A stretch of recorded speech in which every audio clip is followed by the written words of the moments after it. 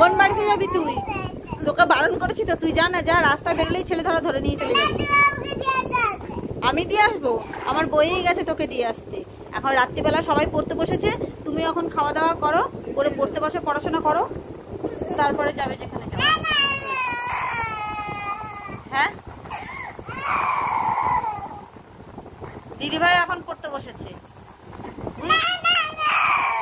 কি না না না কি? তো তুই একটু পড়বি তো, কি হয়েছে?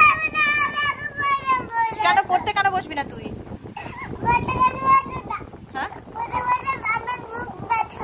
তোর মুখ ব্যথা হয়ে যায়? আর এই যে এত কথা বলছিস, এত কথা বলতে তোর মুখ ব্যথা করছে না? হ্যাঁ, এই যে কান্না করছিস এর বেলায় তোর মুখ ব্যথা করছে না?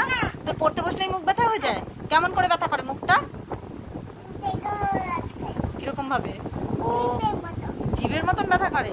আচ্ছা, আমি তোকে পড়তে বসাবো না, উপরে আয়, বসে বসে একটু ফোন দেখবি, তারপরে পড়তে বসবি। খেয়ে কেন পড়তে বসে? তোমার কিসের এত অ্যালার্জি?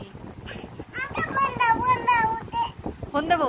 তোমাকে আমি কি বলেছি যে বেশি ফোন দেখতে নেই, বেশি ফোন দেখলে বাচ্চাদের চোখগুলো খারাপ হয়ে যায়, তখন আর কিছু দেখতে পারবে না, চোখে কষ্ট হবে, চোখে ব্যথা করবে, তখন কি হবে? তখন তোমার ডাক্তারবাবু চোখে ব্যান্ডেজ দিয়ে দেবে। ডাক্তারবাবু খেয়ে বোঝা কাজ নেই। যে সমস্ত বাচ্চারা দুষ্টু করে, যে সমস্ত ডাক্তাররা দুষ্টু করে, সেই বাচ্চাদেরকে ডাক্তারবাবু ব্যান্ডেজও দেয় না, ওষুধও দেয় না, কিচ্ছু দেয় না।